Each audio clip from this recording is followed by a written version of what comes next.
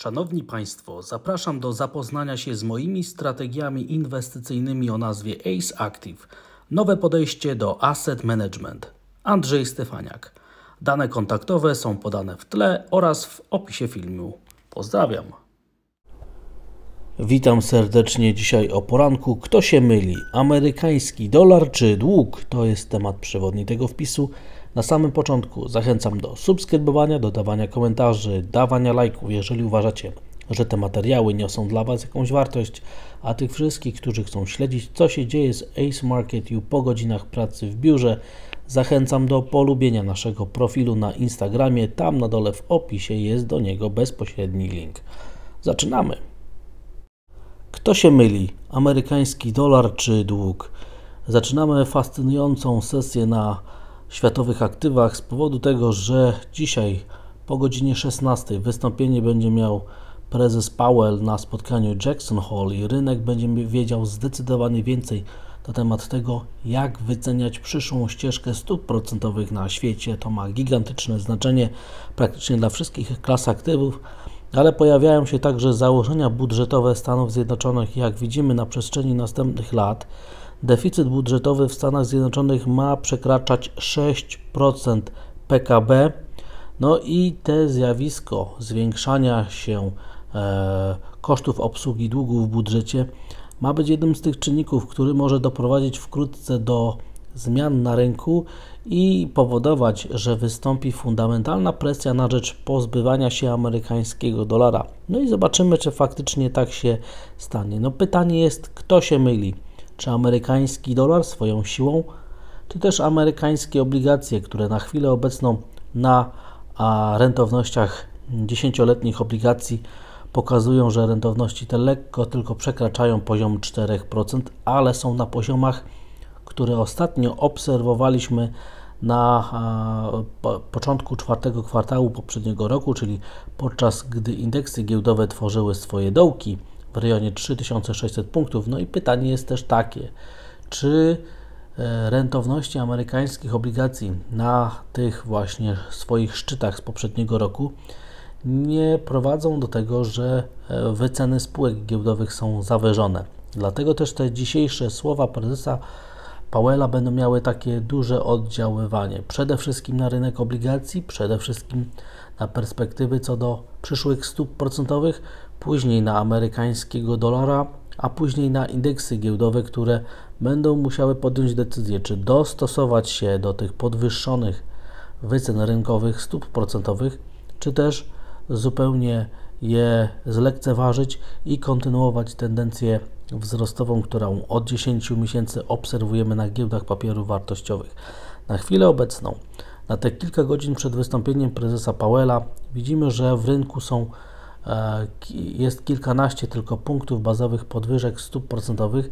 Nie ma w rynku pełnej podwyżki o 25 punktów bazowych i punktami odniesienia, jak widzimy na następnym wykresie, jest to, że na listopad rynek wycenia 13,7 punkta bazowego podwyżki stóp procentowych, czyli jest około 55% prawdopodobieństwa, że wystąpi następna podwyżka stóp procentowych i rynek zakłada, że w kolejnych miesiącach nastąpi zatrzymanie, pauza w podwyżkach stóp procentowych.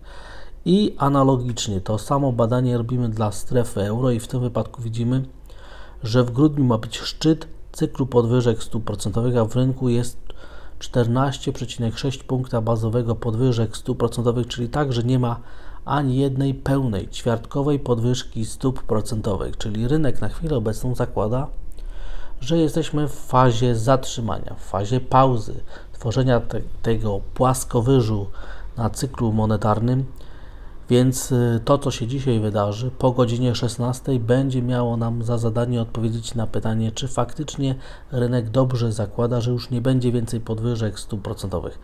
Każde słowa, które będą odczytane jastrzębio, powinny doprowadzić do wzrostu w rentowności amerykańskich obligacji, zacząć umacniać amerykańskiego dolara, ale także pogrążyć amerykańską giełdę. Natomiast jeżeli się okaże, że słowa są odczytywane gołębio, to w takiej sytuacji można być przekonanym, że rynkowe stopy procentowe, te oczekiwania spadną byłoby to negatywne dla amerykańskiego dolara, ale też indeksy giełdowe spróbowałyby rosnąć, nawrócić do tendencji, którą obserwujemy od tych 10 miesięcy.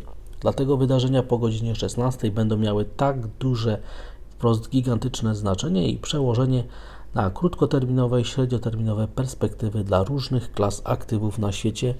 Dlatego też bądźmy wyczuleni na to, co się wydarzy po godzinie 16, a do godziny 16 światowe aktywa powinny raczej wyczekiwać na to, co się będzie działo i powinny tutaj raczej budować konsolidację w oczekiwaniu na te wieczorne wydarzenia. I pytanie, kto się myli, czy amerykański dolar, czy rentowności amerykańskich obligacji. Na następnym wykresie bardzo ładnie widać tą różnicę w podejściu amerykańskiego dolara względem rentowności amerykańskich obligacji, ponieważ nie tylko na tych poziomach rentowności rok temu indeksy giełdowe na Wall Street, indeks Standard & Poor's był na poziomie 3600 punktów, ale także amerykański dolar kulminował swoją siłę w rejonie 0,95-0,96 na euro-dolarze. No jeżeli teraz jesteśmy znowu na tych poziomach, pytanie jest, czy amerykański dolar nie zasługuje czasem na gwałtowniejsze, mocniejsze, silniejsze umocnienie. I te dzisiejsze słowa powinny mieć także dzisiaj spore przełożenie na wycenę amerykańskiego dolara. Kto się myli, amerykański dolar czy dług? To pytanie rynek będzie sobie zaprzątał. Odpowiedź na to pytanie będzie znajdywana, szukana dzisiaj na rynkach finansowych po godzinie 16. A sam eurodolar, jak obserwujemy w ostatnich godzinach, znowu rozpoczął fazę umocnienia, a spadek już poniżej poziomu 1,08 sprzyja temu, żeby jednak podczas całego tego tygodnia odfajkować go na rzecz amerykańskiego dolara. Jednak dzisiaj może się wiele wydarzyć i ja bym jeszcze nie przekreślał ostatecznie popytu na euro, dlatego też bądźmy bardzo skoncentrowani dzisiaj na wycenach amerykańskiego dolara w okolicach poziomu 1,08. Natomiast sytuacja zmieniłaby się, gdyby euro-dolar wrócił dzisiaj nad poziom 1,09. W takiej sytuacji tendencje przeciwko amerykańskiemu dolarowi znowu stałyby się bardziej prawdopodobne. Na chwilę obecną jest około 60% prawdopodobieństwa, że amerykański dolar zacznie się umacniać. Natomiast warto skomentować tą wczorajszą sesję na Wall Street, ponieważ zostały zanegowane wcześniejsze wzrosty, które wynikały m.in. z dyskontowania wyników Nvidia. No i pytanie jest takie, czy taki gigantyczny, znowu silny spadek indeksów giełdowych, który zanegował praktycznie wszystkie wzrosty z ostatnich dni, czasem nie oznacza, że dochodzi do zmiany sentymentu znowu na prospadkowej i że to właśnie niedźwiedzie rozdają teraz karty, że rynek chce się dostosować do tych wycen rynkowego długu, czyli rentowności amerykańskich obligacji. Naprawdę ta wczorajsza sesja znowu nas zaskoczyła, przypomniała, że to podaż teraz rozdaje karty, że jest bardziej prawdopodobny scenariusz prospadkowy. Ja byłem zaskoczony rozwojem wczorajszej sytuacji na Wall Street, ale kształt i kolor dziennej świecy zdecydowanie bardziej zwiększa prawdopodobieństwo kontynuacji tendencji spadkowej w kolejnych dniach niż wzrostu. Warto być po prostu tego świadomym i konsekwencje spadków na indeksów giełdowych na Wall Street powinny być obserwowane także na innych rynkach. Na razie giełdy azjatyckie są dość spokojne, chociaż raczej moim zdaniem wyceniają negatywne scenariusze niż optymistyczne. Widać to w Japonii, widać to w Hongkongu, gdzie indeks w Hongkongu prawdopodobnie zakończy cały tydzień dokładnie na 20% cofnięciu od swoich poziomów ekstremalnych na początku tego roku, czyli ten tydzień przynosi nam powstanie sygnałów o bezsie na indeksie giełdowym w Hongkongu, natomiast przyszły tydzień będzie musiał potwierdzić te sygnały. Na chwilę obecną jesteśmy na wskazaniach prospadkowych i warto być tego świadomym. Natomiast wygląda na to, że dzisiejsza sesja będzie także bardzo istotna dla niemieckiego indeksu giełdowego, który podczas tego cofnięcia sięga znowu dolnego ograniczenia kilkumiesięcznej, co najmniej półrocznej konsolidacji. Więc jeżeli dzisiaj okaże się, że nie tylko kończymy poniżej poziomu 15 600 punktów, ale także poniżej minimów, które w poprzednim tygodniu, w poprzednich dniach były ustanowione, to indeks niemiecki będzie nam sygnalizował wybicie dołem z konsolidacji i większe prawdopodobieństwo kontynuacji ruchu spadkowego w kolejnych dniach.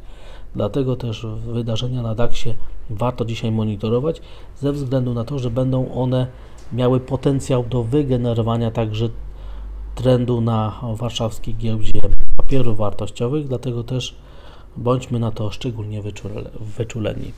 No i po godzinie 16 na fali zmian na rynkowych stopach procentowych, czyli na długu, czyli na obligacjach oraz na amerykańskim dolarze, powinniśmy być także świadkami podwyższonej, bardzo dużej zmienności na cenie złota, a zadaniem popytu na ryzyko jest dzisiaj utrzymać się nad poziomem $1900. Jeżeli tak się stanie, to sygnały prowzrostowe zostaną utrzymane z powodu silnej korelacji, bardzo silnej dodatniej korelacji między złotem a srebrem. To także srebro powinno w tym tygodniu, czyli podczas dzisiejszej sesji, być dość zmienne i także powinno reagować podobnie jak złoto na fali dyskontowania tych słów prezesa Powella. Natomiast dla mnie największą zagadką będzie zachowanie ceny miedzi, ze względu na to, że jeżeli okaże się, że cena miedzi nie potwierdza słabości indeksów giełdowych w Stanach Zjednoczonych, no to będzie to pewnego rodzaju argument na rzecz tezy o tym, że popyt na ryzyko będzie chciał jednak atakować prędzej czy później indeksy giełdowe, raczej będą tworzyły chwilową korektę, taką, która sprowadzi nas kilka tylko procent od szczytów na indeksach giełdowych, niż będzie to zapowiedź jakiegoś mocniejszego impulsu, którego nie obserwowaliśmy już praktycznie od pół roku na indeksach giełdowych. Natomiast jeżeli cena miedzi zacznie dzisiaj mocno spadać, to takie sygnały prospadkowe będą znowu wzmocnione i będzie zwiększenie prawdopodobieństwa nawrotu i pogłębienia korekty na indeksach giełdowych na całym świecie. I jeżeli uda się utrzymać dzisiaj ropę naftową poniżej poziomu $80, to w takiej sytuacji sytuacja techniczna będzie sprzyjała także spadkom tego surowca energetycznego. No i z rynków światowych warto także obserwować Bitcoina, ponieważ zmiana znowu tendencji wzrostowej na spadkową na indeksach giełdowych sprzyja temu, żeby Bitcoin atakował swoje minima i żeby zanegował próby wzrostowego odbicia. Czy tak się stanie?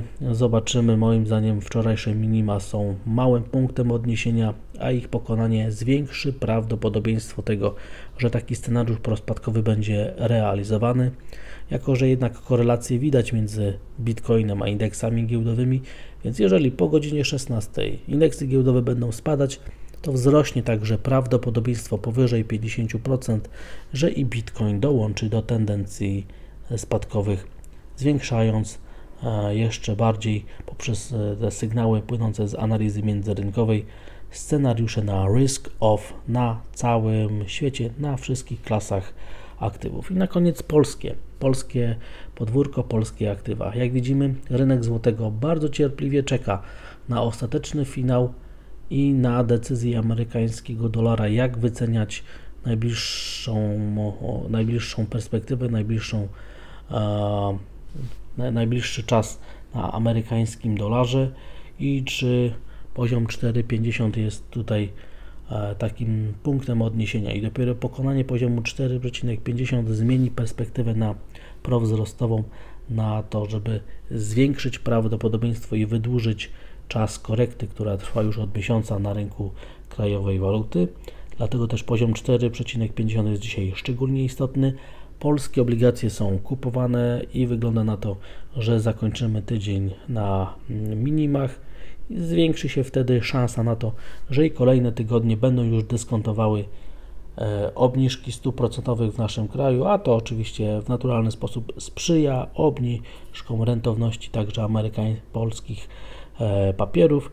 Moim zdaniem one już zdyskontowały większość obniżek stóp procentowych, ale jest jeszcze przestrzeń do tego, żeby rentowności polskich obligacji spadały.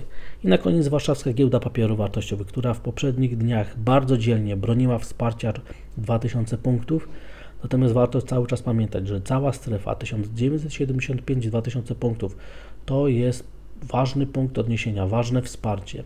I to jest miejsce, gdzie przebiega średnia 200-sesyjna na wykresie tygodniowym. Więc jeżeli dzisiaj na zakończeniu świecy dziennej i tygodniowej udałoby się spaść poniżej 1975 punktów, to w takiej sytuacji sygnały płynące z warszawskiej giełdy papierów wartościowych zachęcałyby do tezy o tym, że będzie pogłębienie korekty, że będziemy świadkami następnej fali spadkowej na indeksach giełdowych na warszawskim parkiecie. I oto właśnie dzisiaj jest batalia. Zobaczymy, czy uda się utrzymać indeksowi WIG20 nad poziomem 2000 punktów na zakończeniu tworzeniu świecy tygodniowej. Jestem bardzo ciekawy odpowiedzi na pytanie, czy uda się popytowi utrzymać rynek nad tym ważnym psychologicznym poziomem. Dziękuję za odsłuchanie tego materiału. Zachęcam do subskrybowania, dodawania komentarzy, dawania lajków, jeżeli uważacie, że te materiały niosą dla Was jakąś wartość. I zachęcam wszystkich do polubienia naszego profilu na Instagramie, gdzie pokazuję, co się dzieje z Ace Market U po godzinach pracy w biurze, na wakacjach i w różnych innych miejscach. Pozdrawiam, stopy zwrotu, cześć!